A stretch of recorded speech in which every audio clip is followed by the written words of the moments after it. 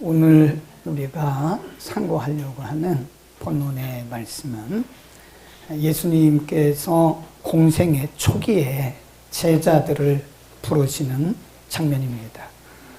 물론 예수님의 제자가 12명인데 성경에 12명을 다 부른 그런 역사적인 기록은 없고요. 마태복음 4장 그리고 마가복음 1장에도 예수님께서 제자들을 부르시는 장면을 기록을 하고 있습니다. 근데 오늘 본문의 내용은 갈릴리 호수에서 있었던 일들, 일어났던 일들을 이렇게 그림처럼 그려놓은 건데 내용이 아주 흡사한 내용이 또 한 번 있어요. 요한복음 21장입니다. 그래서 성경을 자세히 보지 않는 분들은 오늘 본문과 요한복음 21장의 본문을 계속 혼돈을 하는데 전혀 시간적으로 다르죠. 오늘 나온 본문은 예수님께서 사역 초기에, 공생의 초기에 제자 베드로를 부르시는, 시몬 베드로를 제자로 부르시는 장면이고요. 아주 흡사한 내용이 요한복음 21장에 있는데 그것은 예수님께서 부활하시고 승천하시기 직전에 제자들을 찾아가셔서 하신 말씀이에요. 물고기 153마리는 오늘 본문이 아닙니다. 그거는 요한복음 21장의 본문에 나오고 있다. 그러니까 아주 흡사해요. 근데 시기적으로는 매우 다르다. 오늘 본문에 보면 예수님께서 시몬 베드로를 자신의 제자로 부르시는 과정인데요. 오늘 본문을 통해서 예수님께서 베드로를 부르시는 장면을 통해서 하나님이 우리를 어떻게 다스려 가시는가, 어떻게 만들어 가시는가. 먼저 오늘 본문의 내용을 보면요. 예수님께서 시몬 베드로의 삶의 방법을 바꿔주셨어요. 거기 보면 5절 한번 보세요. 예수님께서 지금 시몬 베드로를 찾아간 그 시간이 언제냐? 5절입니다. 5절 시작. 대답하여 가로되 선생님 우리들이 밤이 맞도록 수고하였지만, 거기까지만 밤이 맞도록 수고했다 그랬어요. 그리고 2절에 보면 호숫가에 배가 있는 것을 보시니 어부들이 배에서 나와서 그물을 씻는지라 그랬어요. 밤이 맞도록 그물을 던져서 고기를 잡았다. 한 마리 못 잡았어요. 그리고 배에서 나와서 그물을 씻고 있었다. 그럼 이 시간이 보통 정확하게 성경에 시간을 말하고 있지는 않지만 아침입니다. 아침. 새벽을 훨씬 지난 지금 동이 터오르는 그 아침이라고요. 베드로는 어려서부터 잔뼈가 이 갈릴리 호수에서 굵은 사람입니다. 거기서 잔뼈가 굵었어요. 지금 예수님이 찾아오셔서 말씀하신 그 시간은 아침입니다. 뭐라고 말씀하셨나? 4절. 예수님이 이상한 말씀을 하셨어요. 4절 시작. 말씀을 마치시고 시몬에게 이르시되 깊은 데로 가서 그물을 내려 고기를 잡으라. 지금 베드로의 경험적으로 볼 때, 베드로의 이론에 볼 때 예수님이 하신 말씀은 하나도 안 맞아요. 하나도 안 맞습니다. 깊은 데로 가라. 고기는 깊은 데서 안 잡힌대요. 베드로는 잔뼈가 거기서 굵었다니까요. 예수님이 하신 말씀은 지금 베드로의 경험과는 전혀 안 맞습니다. 깊은 데로 가라. 그리고 지금 시몬 베드로와 그 친구들이 밤새도록 그물을 내리고 아침이에요. 그 아침 시간에는 고기가 안 잡히는 시간이에요.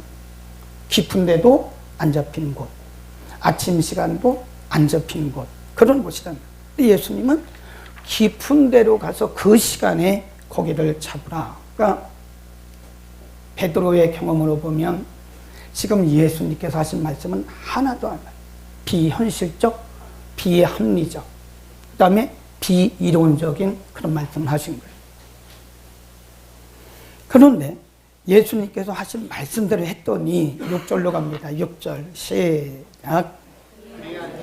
고기를 애운 것이 아니야. 그물을 찢어지는지라. 이에 다른 배에 있는 동물을 손짓하여 와서 도와달라 하니 저희가 와서 2배의 배우니 배가 가라앉을 만큼 고기를 많이 잡은 거예요.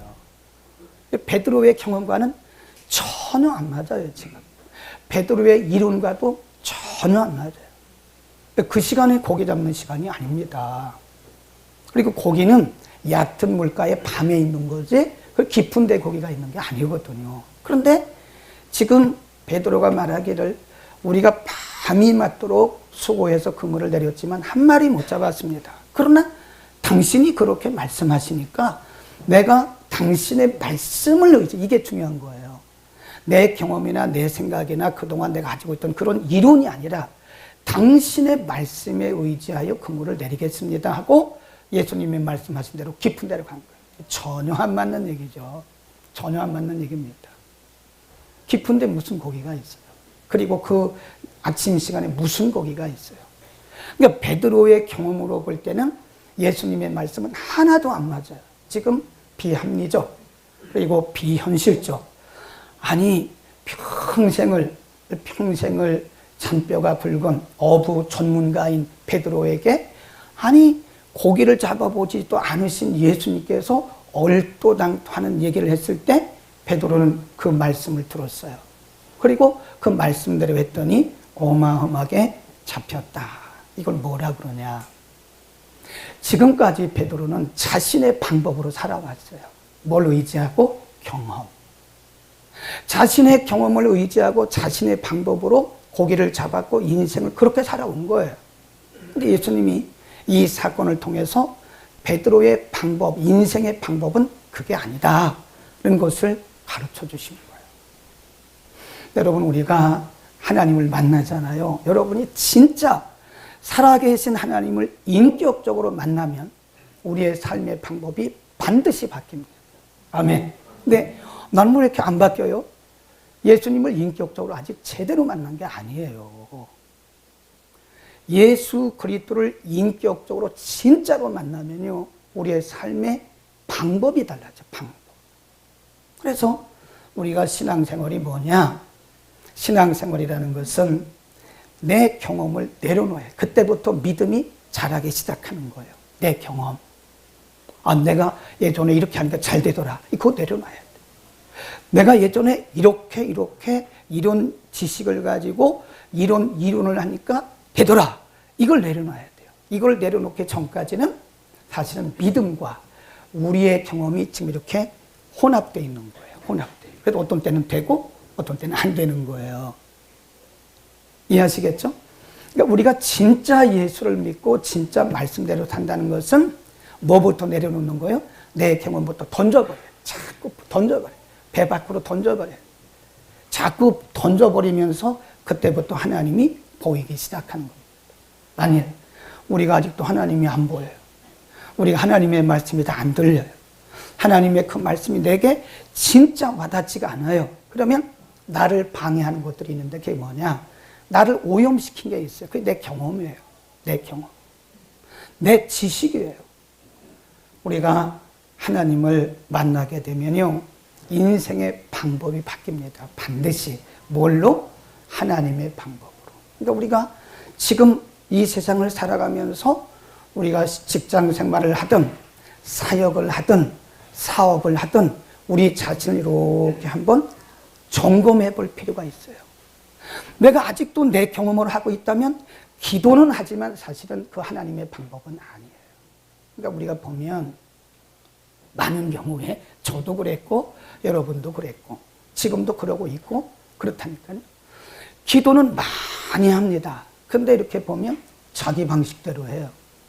하나님이 말씀을 통해서 우리에게 가르쳐 주신 대로 하는 게 아니라 자기 방식, 내 경험을 자꾸 앞세운다. 이것은 엄밀히 말해서 기도한 것과는 아무런 상관이 없는 거다.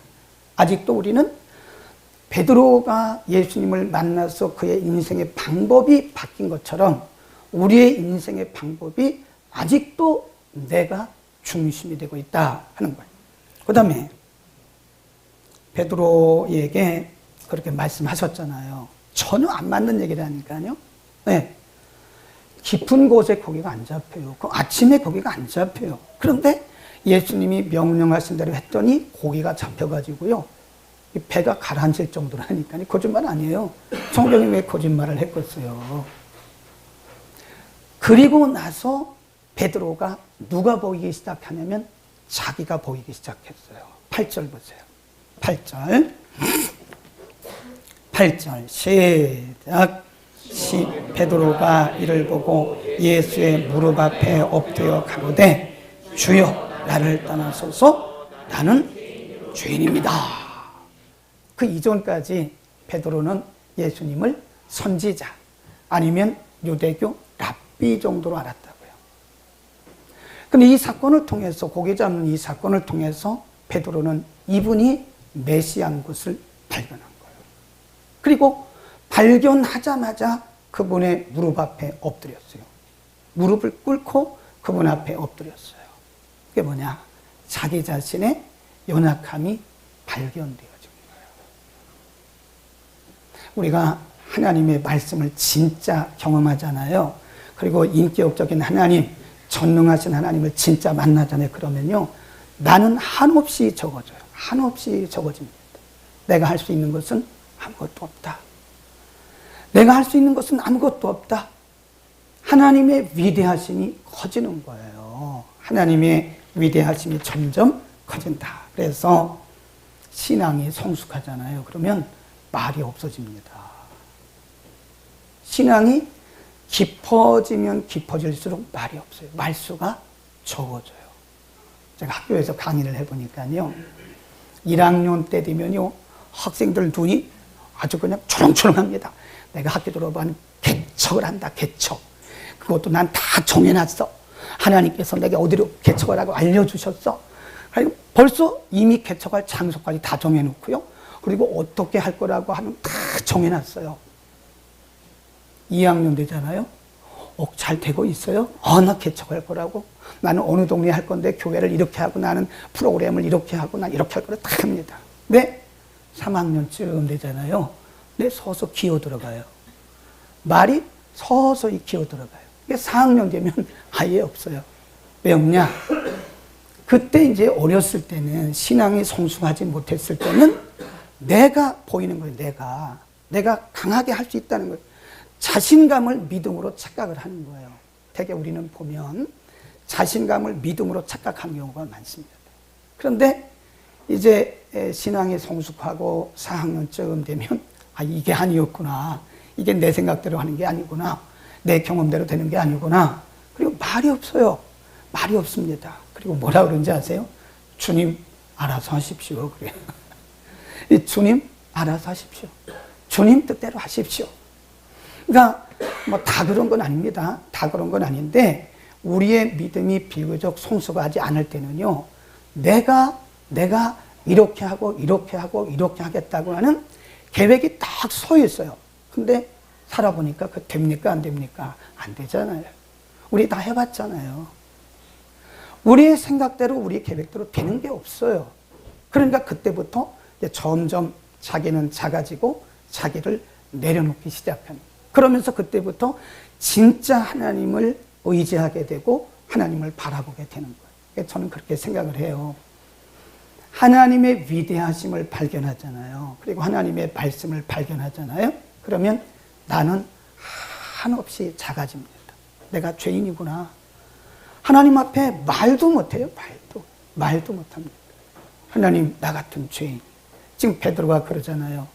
그 예수 그리스도를 발견하고 나서는 주여 나를 떠나십시오. 저는 죄인입니다. 나는 주님 앞에 할 말이 없습니다. 아무런 할 말이 없습니다.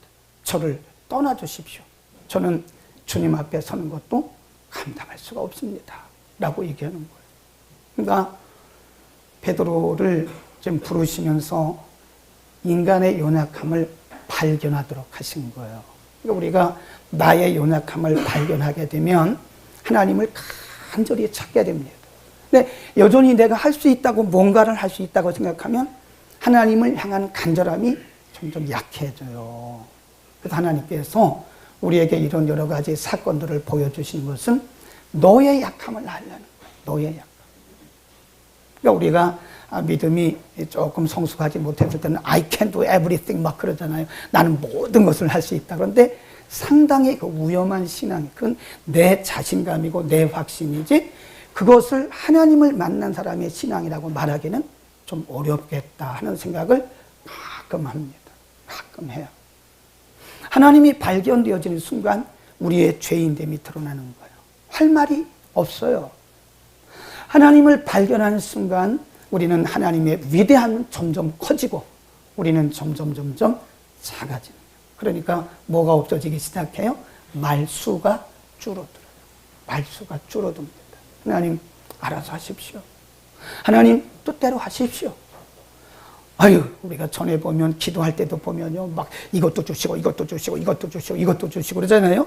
이것도 해주시고 저것도 해주고 이것도 해주고 막 그럽니다. 근데 믿음이 성숙해가면서 가만히 생각하니까 그게 아니더라고요. 그러니까 그게 없어져요. 서서히 줄어들면서 하나님의 뜻대로 하십시오. 주님 알아서 하십시오. 네. 옛날에 우리 할머니 권사님들이 기도할 때 보면요, 아시지요, 아시지요. 알면 따라서 하세요. 아시지요, 주님. 한 번 더 올라가는 거예요. 아시지요, 아시지요, 아시지요, 주님. 그렇게 기도한다니까요. 네. 잘 모를 때는 막 이것저것 막 기도 많이 했는데 이제 하나님을 더 발견하고 나니까 그게 아니에요. 그게 아니에요. 베드로가 그거 아닙니까 지금? 주님, 나는 주님 앞에 설 수도 없습니다. 주님, 나는 죄인입니다. 나는 정말 주님 앞에 죄인입니다. 나를 떠나주십시오. 나는 주님 앞에 설 수도 없는 자입니다. 그러잖아요. 그 다음 그리고 나서 예수님이 베드로를 부르세요. 처음부터 부르신 게 아닙니다. 거기 보세요. 9절 시작. 이는 자기와 및 함께 있는 모든 사람이 고기 잡힌 것을 인하여 놀라고 세베대의 아들로서 시몬의 동업자인 야고보와 요한도 들었고 예수께서 시몬에게 일러가라 하사대 두려워 말라 내가 사람을 취하리라. 마태복음 4장에서는 조금 다른 말로 표현을 했어요. 나를 따라와라. 내가 너를 사람을 낚는 어부가 되게 하겠다. 베드로는, 시몬 베드로는요, 지금까지 갈릴리를 떠나본 적이 없어요. 갈릴리가 전 세계인 줄 알고 살았어요. 우리가 그러잖아요. 다른 세상을 안 가본 사람은요, 염창동이 세상 다 안 줄 알아요. 염창동이 다 안 줄 알아요. 다른 세상, 다른 세계를 안 가본 사람은 대한민국이 다 안 줄 알아요. 아니거든요. 대한민국보다 큰 나라가 얼마나 많은데. 염창동보다 큰 나라가 얼마나 많은데. 베드로는 평생 태어나서부터 그때까지 갈릴리가 전체예요. 다 세상 전부였어요. 그리고 그는 평생을 뭐로 살았냐? 어부예요, 어부. 다른 세계를 본 적이 없다니까요. 다른 꿈을 꿔본 적이 없어요.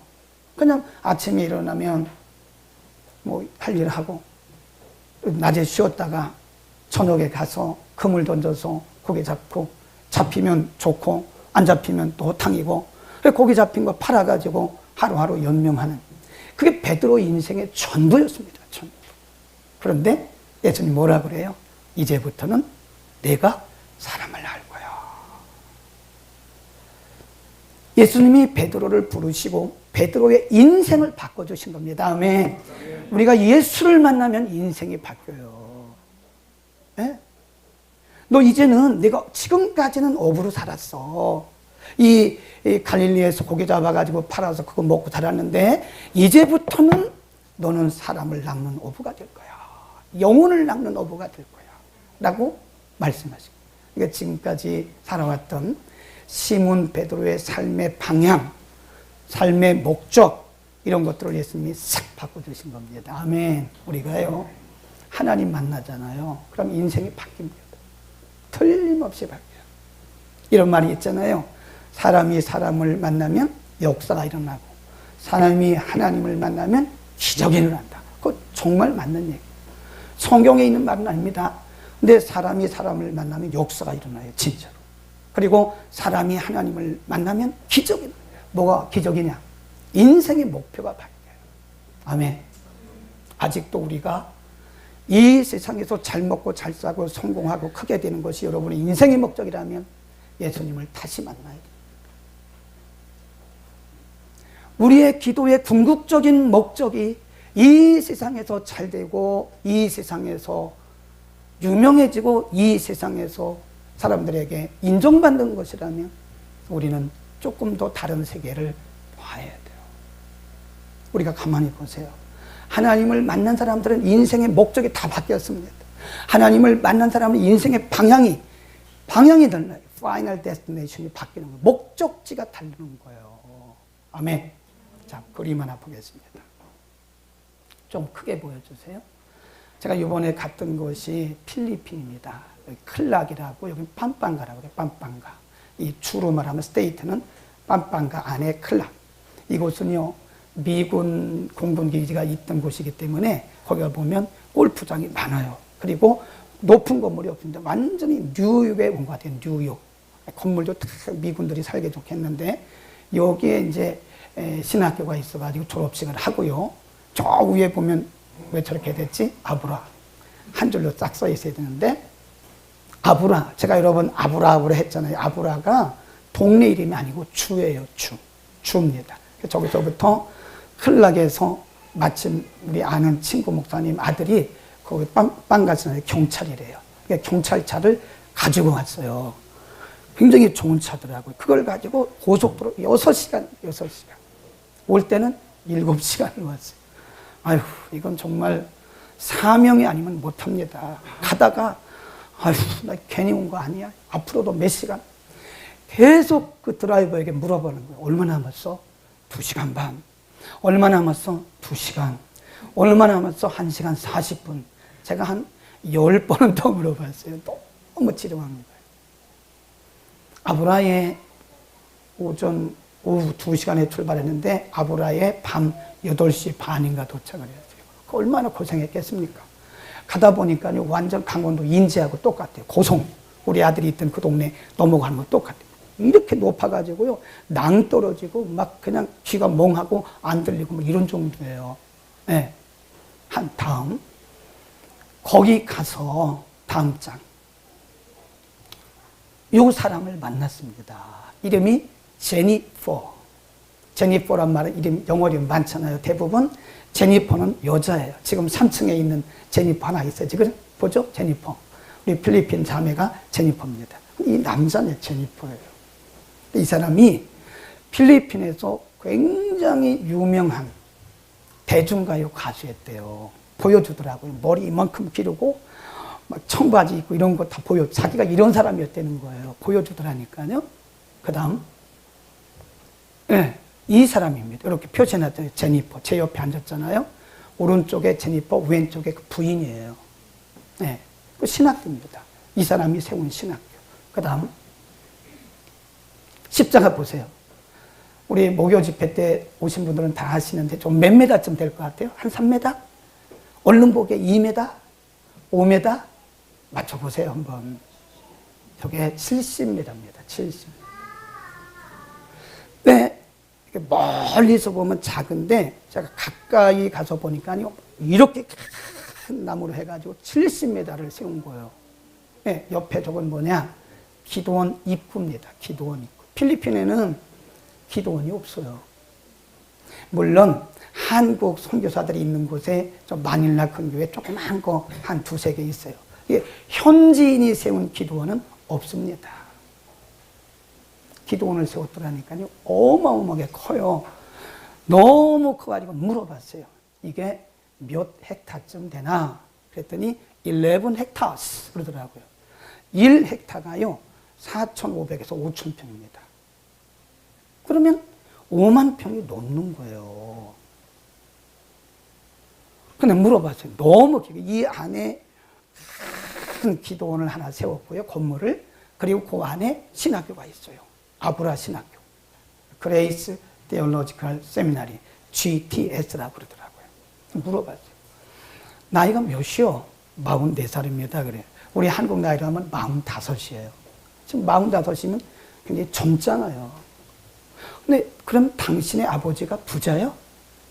아니 이게 5만 평이면 이게 얼마고 그 집도 가보니까 아니 막 저택이에요. 저택. 2층 집으로 돼 있는데 저택입니다. 막 아유 얼마나 큰지 몰라. 2층 집. 필리핀 현지인이 그렇게 부자는 전 처음 만났습니다. 그러면 아버지가 부자요? 그 부모님에게 이거 유산 받은 거예요? No, 그래도 no 아닙니다.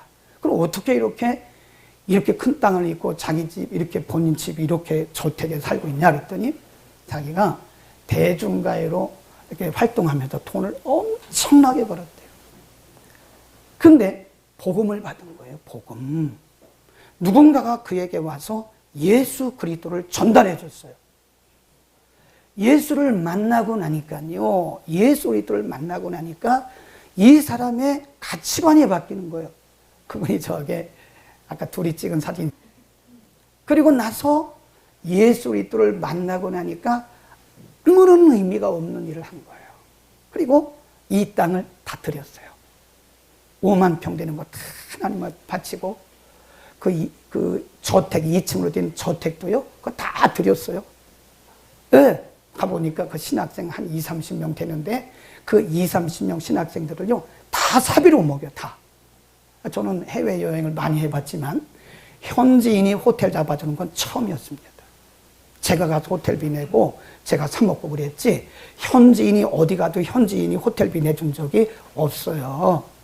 이분들은 다 받는 것만 해봤기 때문에 당연히 받는 줄 알아요. 그러니까 강사가 갔는데도 손님이 왔는데도 호텔비를 안 내줘요. 밥도 안 사요. 제가 사준다니까요. 이 친구가 가서 먼저 가가지고 호텔비 다 계산했더라고요. 원래 이미 다 냈더니 거예요. 제가 이분을 보면서 야, 이 복음의 능력이 이렇구나. 한 사람이 예수를 만나니까요. 인생의 방법이 바뀐 거예요. 얼마나 충만한지 몰라요. 그 신학생들 앞에 제가 한 20, 30분 정도 간증하고 잠깐 쇼트 메시지를 전했는데 아멘 하는 사람이 이 사람이에요. 설교를 못하겠어, 설교를. 아멘, 아멘, 아멘. 아유, 설교를 못하겠어요. 그 말은 무슨 얘기냐. 목사님은 아멘 하는 믿음이 좋은 거예요? 꼭 그런 건 아닌데 리스폰스의 반응입니다. 우리는 영적인 존재이기 때문에 하나님의 말씀 우리 영혼을 탁 치잖아요. 그러면 크게 하든 작든 간에 아멘을 하게 돼 있는 거예요. 여러분 지금 다 속으로 하고 있잖아요. 이분은 아멘, 아멘, 예, 패스터. 눈을 보니까요, 눈이 초롱초롱한데, 이야, 이 복음의 능력이구나. 아멘. 하나님을 만나세요. 예수 그리스도를 진실로 만나세요. 우리의 인생의 방법이 바뀝니다. 지금까지는 내 경험과 내 생각과 내 뜻으로 내 지식으로 하려고 했지만 하나님 만나고 나면 다 되는 거예요. 주님 알아서 하십시오. 말수가 적어집니다.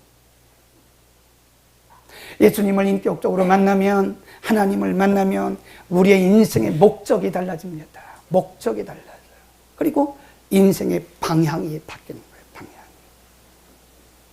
아멘. 나는 이 제니퍼를 보면서 이분을 꼭 한국에 초청하려고 그래요. 왜냐하면 이분은 아브라를 떠나본 적이 없어요. 아브라가 다 한 줄 알아요. 그분에게 엄청난 재능과 재산이 있는데 한국의 여의도 교회를 보면 아마 여의도 교회 같은 교회를 지을 것 같아요. 못 봤으니까 그걸 모르는 겁니다. 이분을 반드시 초청을 해서 오살리 기도원 모시고 가려고. 우리도 한번 갑시다. 10월 9일 날이 보니까 월요일이더라고요. 오살리 기도원 가자고. 우리 교회 성도들 중에 보면 오살리가 어디 있는지도 몰라요. 오살리 기도원 가보지도 않았어요. 그런 게도 가봐야 사람들이 보는 데서 도전받고 보는 데서 뭔가 영적인 각성이 일어나는 거예요. 제가 이분을 조금 초청이 어렵긴 한데 뭐 항공료는 자기가 내겠죠. 네, 초청장 이번에 보내도요. 한국 대사관에서 얼마나 어려운지 몰라요. 반드시 초청하려고 합니다. 그래서 내가 아무리 바빠도 이분 모시고 여의도 가고 오살리 순복음교회 기도원 가고 저 온누리교회도 한번 가보고 충현교회도 하고 다 보여주려고 그래요. 그래서 이분이 정말 필리핀에 앞으로 북부 필리핀에서는 엄청난 이제 44살이니까요. 엄청난 일을 하겠다 하는 생각을 했어요. 저는 이번 필리핀 선교 여행을 통해서 이분 만난 것이 저에게는요 큰 은혜입니다. 이렇게 큰 그릇을 만나본 적이 별로 없어요. 그릇이 큰 사람들은요 생각이 다르더라고요. 생각이 틀려요. 생각이. 우리는 얼마나 그릇이 작습니까? 에? 이렇게 큰 그릇의 사람을 하나님 만나게 해주셔서 이야, 이 복음의 능력이라는 게 여러분 하나님을 인격적으로 만나시기를 바랍니다. 아직도 우리 인생에 바뀌지 않았다면 다시 시작해. 오늘 장로님 기도 잘하셨어요. 초심으로 돌아가야 돼. 내가 20년, 30년, 40년 예수 믿은 거 그거 중요한 게 아니에요. 아직도 내가 내 방식으로 인생을 살고 있다면 아직도 나는 성숙한 신앙이 아닙니다. 아직도 내 인생의 목적이, 내 인생의 방향이 아직도 내게서부터 흘러나오고 있다면 나는 아직도 하나님을 온전히 만난 것이 아닐지라서 지금 그 다시 창세기부터 다시 읽을 거예요. 성경을 다시 읽는 거예요. 줄 그어가면서 다시 하나하나 단어 하나 묵상하면서 다시 읽는 거예요. 다시 시작하죠. 우리가 하나님을 만나는 순간에, 말씀을 인격적으로 받아들이는 순간에, 예수 그리스도를 인격적으로 만나는 순간에 우리 인생은 완전히 바뀌어져 가기 시작할 것입니다.